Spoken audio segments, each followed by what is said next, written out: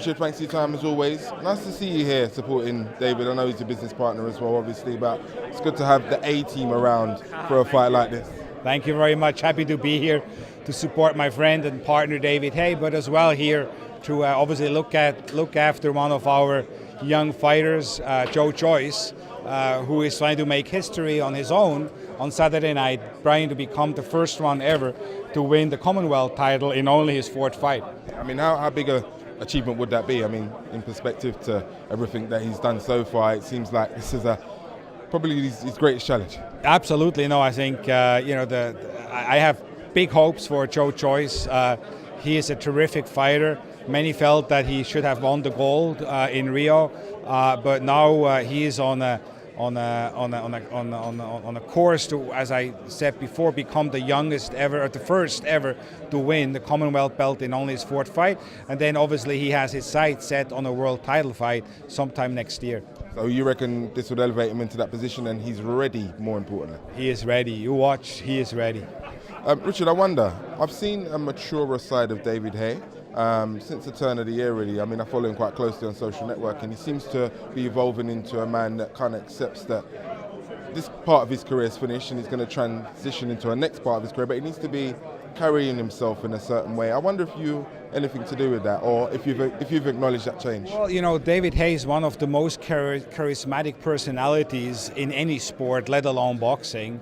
And as you get older, you sort of like, you change. And I think we see that change in David as well. And he knows how important this fight is for him and for his career and for his legacy. And he put a lot of pressure on his shoulders. We heard it here at the press conference today. So he knows that this is like the final chapter of his career. How long that final chapter will be, we don't know. Is it the beginning of the final chapter, or is it the end of the final chapter? We will find out on Saturday. Last question then, Richard. Tell the truth. How much of you really wants to see David hang up his gloves so we can focus on the part of the job that you do so well and have done so well over the last few years? Because I reckon he's got a long way to grow in that role, and he could be as big as you, if not bigger. Well, he comes across very well. He speaks very well. He's very charismatic. I think he's like the born promoter. He self-promoted himself pretty much throughout his career, and I think, and he did a terrific job. So I think it's exciting for young fighters to be with David and have David guide their careers as a promoter. And he's very passionate about it. He's really all in. He's getting very, very much involved in the Haymaker Ring Star shows here in the UK. He's very enthusiastic about it. Works very hard. So I think he's definitely looking forward for that next chapter, but at the same time, it would be wrong for me to suggest when to hang up the gloves, because I believe this is such a personal decision that a fighter, an athlete, needs to take it on their own terms.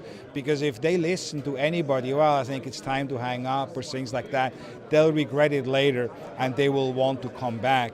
So they really need to be mentally and ready to say, you know what, it's time for me to hang him up. When that's going to be, I don't know for David, but I do know that his performance on Saturday night will have a lot to do with that decision. Whether if it's going to be a loss, I think we know that's going to be it. And if it's going to be a win, but it's going to be a so-so win, I think David is going to reflect on whether it's time for him to hang them up. I did say that was the last question, but one hypothetical. You got a client who has 3 world titles at heavyweight. He gets offered 50 million, guaranteed. Do you take it? Well, it's actually funny that you asked that. I had a quick conversation with Eddie about it, and my experience from having put together some of the biggest fights is when the money is there, you take it, because it's boxing and you never know. Either one of those guys, Deontay or Anthony, might lose their next fight or might get injured, or whatever. You don't know what happens when the money is there, and that's not just in boxing. That goes for all of us. When the money is there, particularly that kind of money, life-changing money, well, not only your life, but the life of your children and your grandchildren. When that kind of money is on the table, you take it and you put it in the bank. Wise words. Thanks for your time. Appreciate it. Thank you very much.